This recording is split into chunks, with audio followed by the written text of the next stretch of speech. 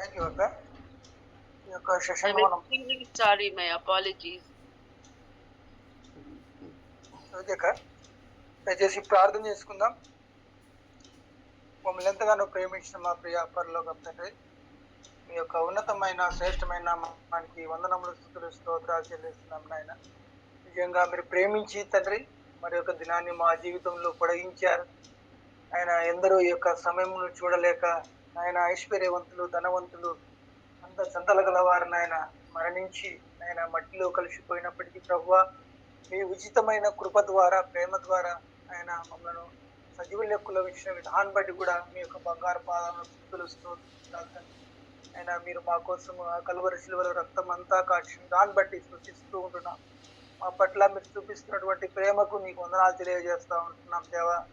ఆయన మా యొక్క పాపములను క్షమించండి దేవా. మానవులుగా ఉంటూ బలహీనంగా ఉంటూ దేవా ఆయన నీకు విరోధంగా పాపం చేసి ఆయన మీరు ఉగ్రతకు పాత్రలైనటువంటి మమ్మల్ని ఆయన మీరు ప్రేమించిన విధానం బట్టి కూడా వందనాలు దేవా. మమ్మల్ని శిక్షించకుండా తండ్రి ఆయన మీ ప్రేమలో మమ్మల్ని ఎంతగానో భద్రపరుస్తూ కాస్తూ దేవా మమ్మల్ని సజీవులు లేకున్న విధానం బట్టి కూడా వందనాలు స్తోత్రాలు దేవా. తండ్రి కనికరించండి, కృప చూపించండి దేవా. ఒక కుటుంబంగా చేర్చి క్రీస్తు యేసు యొక్క రక్తం ద్వారా నీ మాటలు వినే అవకాశాన్ని ఇచ్చారు దేవా. ఆయన మీకు దాసురాల్ని మీ శిలువ చాటున మరుగుపరుచుకుని తండ్రి మీ విలువైనటువంటి సత్యాలు మాకు బోధించి ఆయన మమ్మల్ని బలపరిచి తద్వారా నీ సేవలో నీ పనిలో నాయన కష్టపడి పనిచేసే అవకాశాన్ని మాకు అనుగ్రహించండి దేవా. మీరు ఎంతగానో నాయన తండ్రి క్షమించే దేవుడు, ఆయన ప్రేమ చూపే దేవుడు, బంగారు పాదములకు స్తుతిస్తూ ఉంటున్నాం. వచ్చిన వారందరిని బట్టి ఆయన నీ వందనాలు స్థుతులు స్తోత్రాలు చెల్లిస్తున్నాను. దయచేసి జ్ఞాపకం చేసుకోండి ప్రభు. వారిని కూడా మాటలు విని తండ్రి మీ కొరకు పనిచేసే పిల్లలుగా వారిని కూడా ఆయన తయారు చేయమని ప్రార్థిస్తున్నాం ప్రభు. వారికి అవకాశం ఇవ్వండి, వారిని కొరకు నాయన కష్టపడి పనిచేసే కృపను అనుగ్రహించండి. అలాంటి మనుషులు మా పిల్లలందరికీ దయచేస్తాను వేడుకుంటూ ఈ యొక్క సెషన్ అంతట్లో దేవ ఆది నుంచి అంతం వరకు మీకే మహిమ ఘనత ప్రభావాలు చెల్లించుకుంటూ ఈ ప్రార్థన ఆరక్షకుడు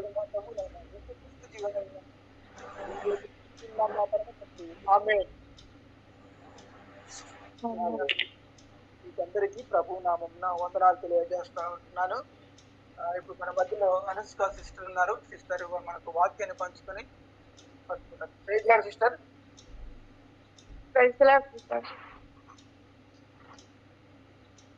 ప్రైజ్ ది లార్డ్ అందరికీ. దేవుని యొక్క వాక్యాన్ని స్టార్ట్ చేసుకుందాం. రోమీయులకు రాసిన పత్రిక 12వ అధ్యాయం.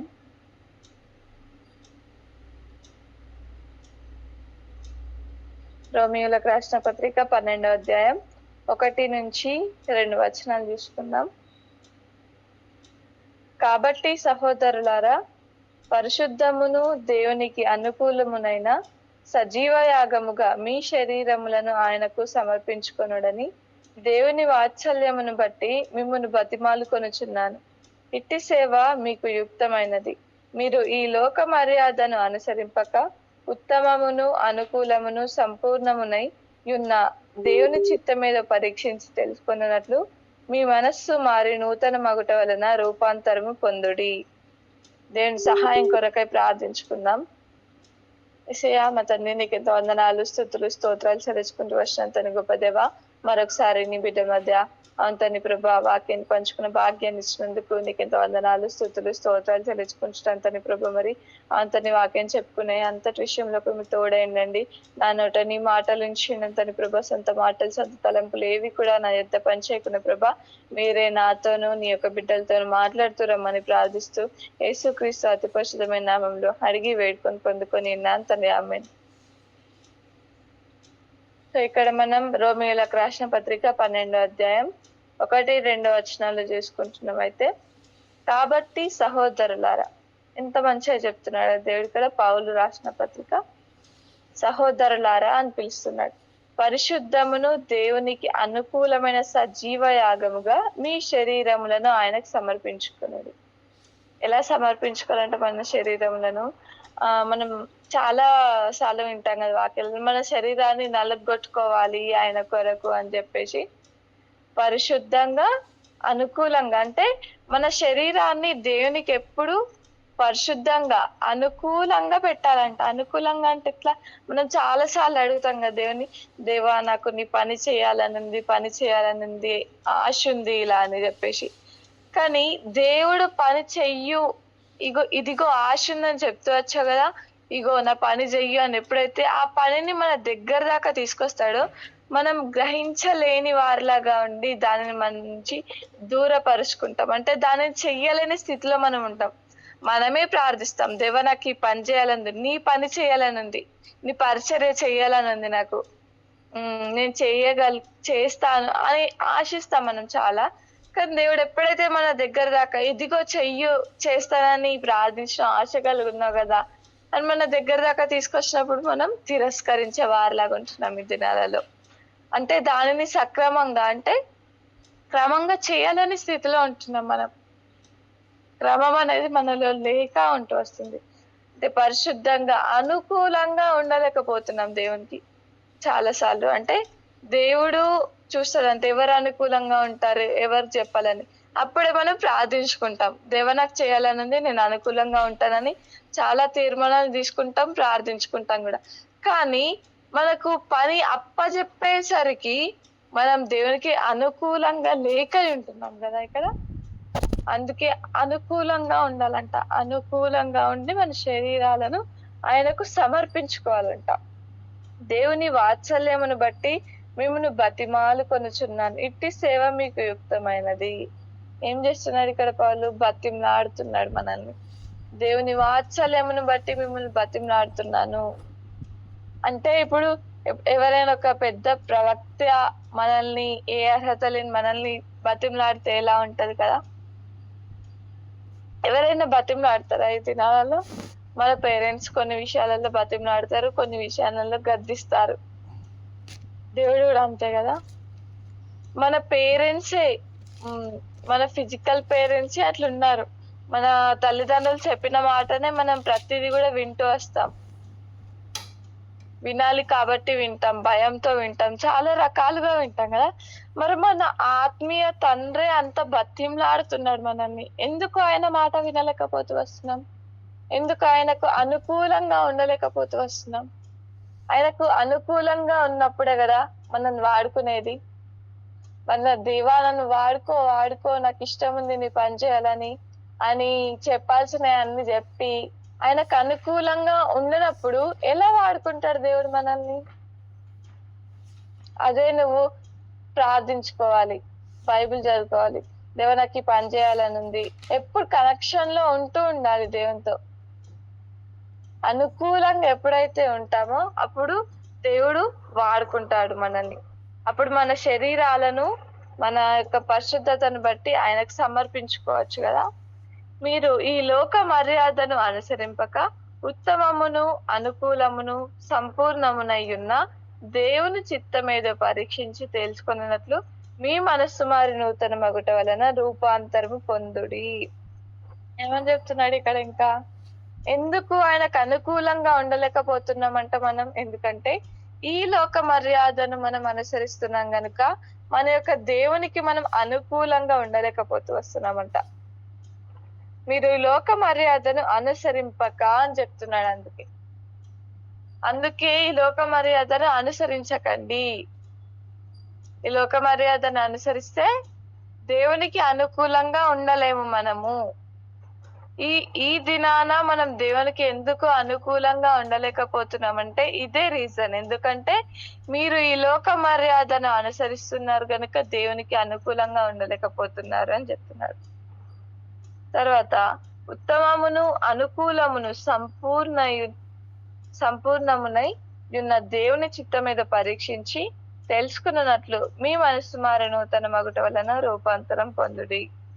ఏం చేయాలంట? ఉత్తమంగా ఉండి, ఆయనకు అనుకూలంగా ఉండి, సంపూర్ణంగా ఉండి ఆయన చిత్తం మీద తెలుసుకోవాలంట. చాలా సార్లు మనం అంటే దేవుని చిత్తం మీద కనుక్కోకుండానే చేస్తూ ఉంటాం పనులు. మనం దేవుని చిత్తం లేని పని చేసినప్పుడు ఏమవుతుంది? అది ఏదో ఒకటి ఖచ్చితంగా దాంట్లో ఫాల్ట్ ఉంటది. అంటే నెగిటివ్ గా మనం చేసే పనిలో నెగిటివ్ గా ఏదో ఒకటి జరుగుతూ వస్తది. అంటే మనం దేవుని చిత్తం లేకుండా ఏ పనులైతే చేస్తామో ఆ పని నెగిటివ్ గా అవుతుంటది. అందుకే ప్రతి దాంట్లో కూడా దేవుని చిత్తం ఏంటో పరీక్షించి పరీక్షించాలంట. అంటే అట్టి జ్ఞానాన్ని కూడా మనం దేవుని దగ్గర అడిగే వారిలాగా ఉండాలి. మన జ్ఞానం ఎప్పుడు వస్తుంది? ఆయన వాక్యాన్ని హత్తుకున్నప్పుడు అంట మనకు తెలివిని జ్ఞానాన్ని ఇస్తాడంట. సామెతలలో ఉంటది కదా. మనం అందుకే ఎప్పుడు కూడా ఆయన వాక్యాన్ని హత్తుకొని జీవించాలి. హత్తుకొని ఆయన వాక్యాన్ని ఎప్పుడు ధ్యానిస్తూనే ఉండాలి, పరిశీలిస్తూనే ఉండాలి, పరిశోధిస్తూనే ఉండాలి కదా. ఆయన వాక్యాన్ని మనం ఎప్పుడైతే హత్తుకొని జీవిస్తామో, మన ప్రార్థన జీవితం ఎప్పుడైతే మన దేవునికి హత్తుకొని జీవించే జీవితం ఉంటుందో, అప్పుడు ఆటోమేటిక్ గా మనకు దేవుని చిత్తం ఏదో తెలిసిపోతుంది. దేనిని అనుసరించాలో, దేనిని అనుసరించద్దో, మనం దేవునికి అనుకూలంగా ఉన్నామా లేదా, ప్రతిదీ కూడా తెలిసిపోతుంది కదా. ఇంకా అలాగే 6వ వచనంలో చూసుకుందాం. 6, 7 కలిసి ఉన్నాయి కదా. మనకు అనుగ్రహింపబడిన కృప చొప్పున వేర్వేరు కృపావరములను కలిగిన వారమై ఉన్నావు కనుక, ప్రవచన వరమైతే విశ్వాస పరిమాణము చొప్పున ప్రవచింతము, పరిచర్య అయితే పరిచర్యలోను, బోధించువాడైతే బోధించుటలోను, హెచ్చరించువాడైతే హెచ్చరించుటలోను పని కలిగి ఉందాము.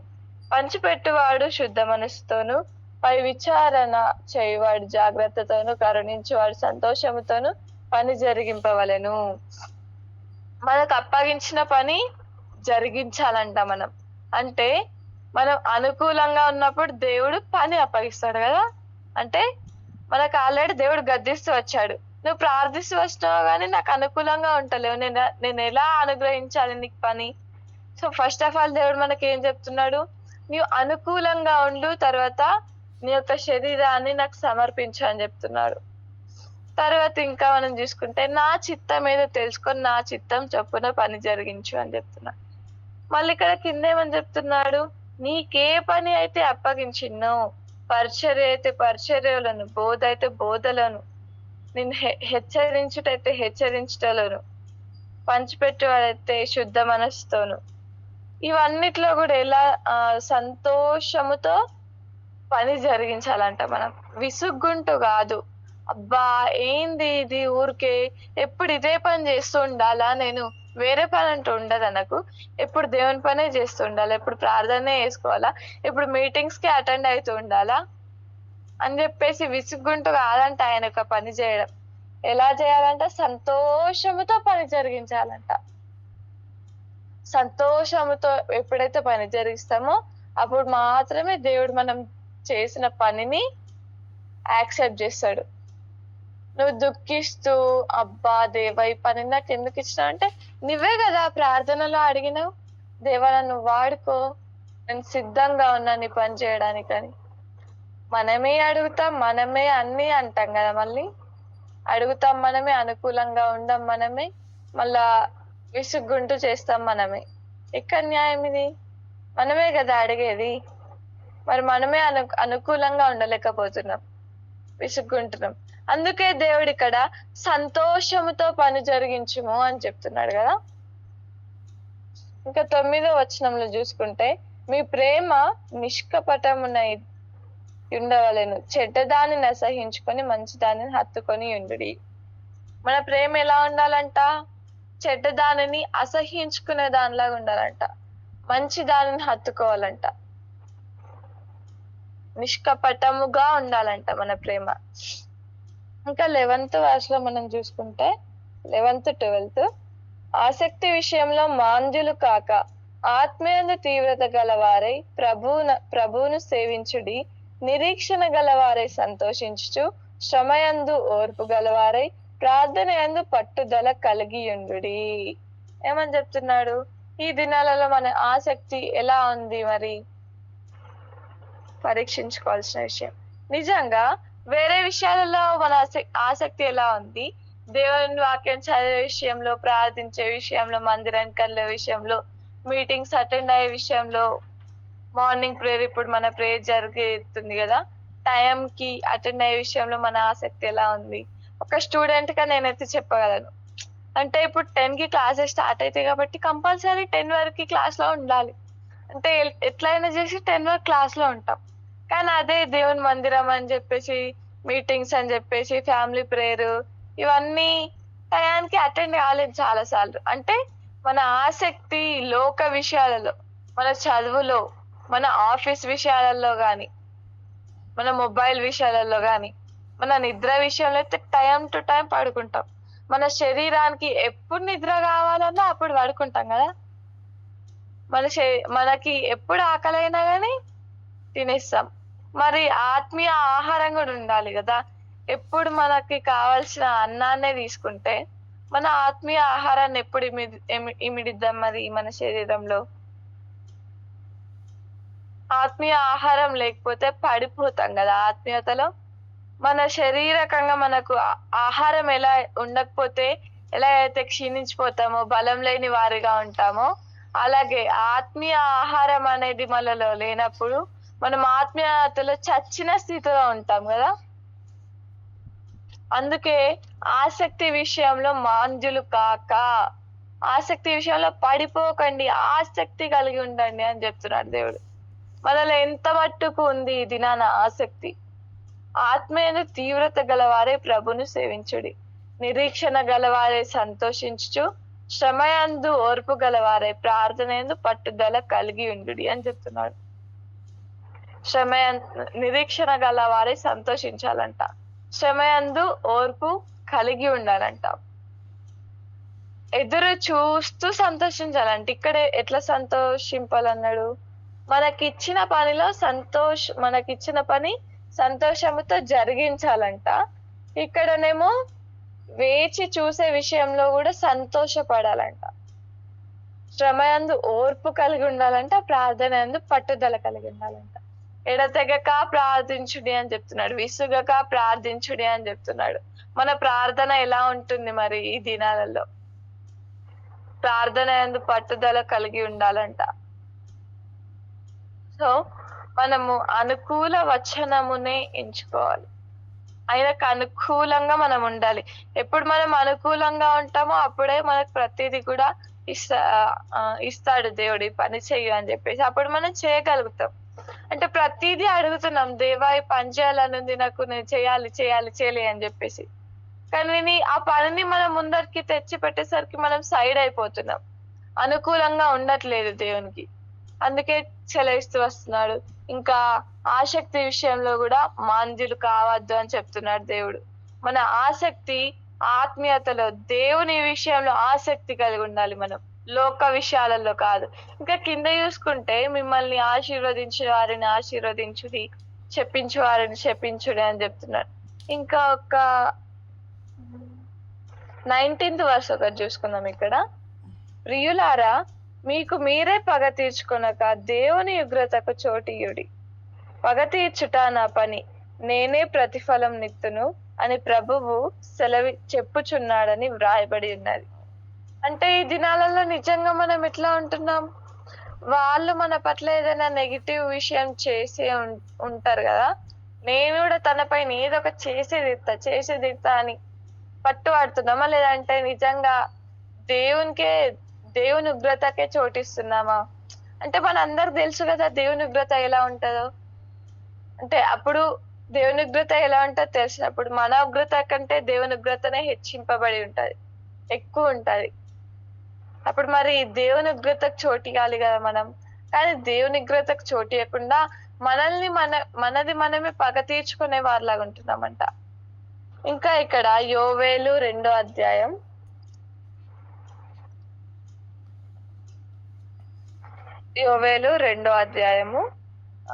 1-2 వచనాలు మనం చూసుకుందాం.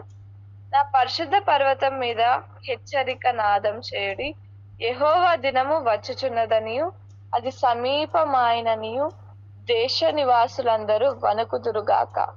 ఆ దినము అంధకారమయముగా ఉండును, మహాంధకారము కమ్మును, మేఘములను గాఢంధకారమును ఆ దినమున కమ్మును, పర్వతముల మీద ఉదయకాంతి కనబడినట్లు అవి కనబడుచున్నవి.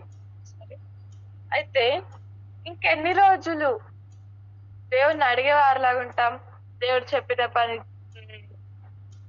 అనుకూలంగా ఉండలేకపోతున్నాం కదా దేవునికి. ఇంకా ఎన్ని రోజులు ఇలా ఉన్నాం? ఆసక్తిగా ఉండలేకపోతున్నాం, దేవుని చిత్తమేగా కనుక్కోలేకపోతున్నాం. ఆయన మనకిచ్చిన పనిలో సంతోషంగా పని చేయలేకపోతున్నాం. ఇవన్నీ ఇంకెప్పుడు చేస్తాం మరి మనం? అందుకే ఇక్కడ దేవుడు సెలవిస్తూ వస్తున్నాడు, యెహోవా దినము వచ్చుచున్నదనియు అది సమీపమాయనని దేశ నివాసులందరూ వణుకుదురుగాక అంట. ఏంటంట? దేవుని యొక్క దినము వస్తున్నదని, సమీపమైందని ప్రజలందరూ కూడా వణికే దినం వస్తుందంట. అందరూ వణుకుతారేమో కానీ మరి మనం వణుకుతున్నామా? నిజంగానే దేవుని రాకడుందని మనందరికీ తెలుసు కదా. ఆయన ఎంత తొందరగా మన యొక్క దేవుడు చెప్పిన పనులను చేసేస్తే అన్న ఆశీర్వాదాలు ఆ యొక్క పరలోక రాజ్యంలో ఉంటాయి కదా. మనం ఒక దినాన్ని వేస్ట్ చేసినా కొద్దీ మన యొక్క ఆశీర్వాదం తగ్గుతూ వస్తుంది. అందుకే ఇక్కడ మరొకసారి హెచ్చరిస్తున్నాడు దేవుడు, ఇంకా ఎన్ని రోజులు మనం బలహీనంగా నెగ్లెక్ట్ చేసే వారిలాగా ఉందాం? ఆయన దినమే వస్తుంది కదా. ఎట్లా వస్తుందంటే ఇంకా ఈ కింద వచనాలు ఉంటది, 9వ వచనంలో, దొంగలు వచ్చినట్లు కిటికీలో గుండా చొరబడుచున్నవి. 9వ వచనం స్టార్టింగ్ నుంచి చూసుకుందాం.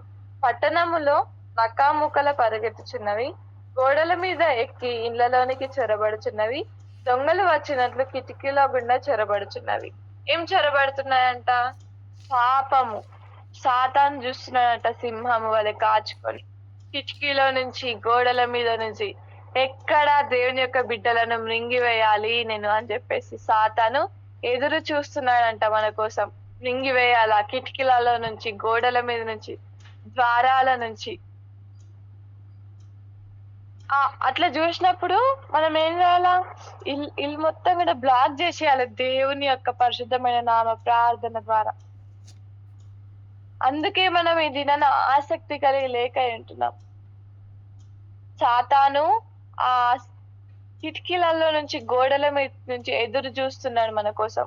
ఎక్కడ పడిపోతారు వీళ్ళు, వీళ్ళని ఎక్కడ తినేయాలి అని చెప్పేసి, ఎక్కడ పడగొట్టాలి అని చెప్పేసి. కానీ సాతానుకు లోనయ్యే వారిలాగా మనం ఉండద్దు. ఇంకొక వచనం చూసుకుందాం, సామెతలు 1వ అధ్యాయం.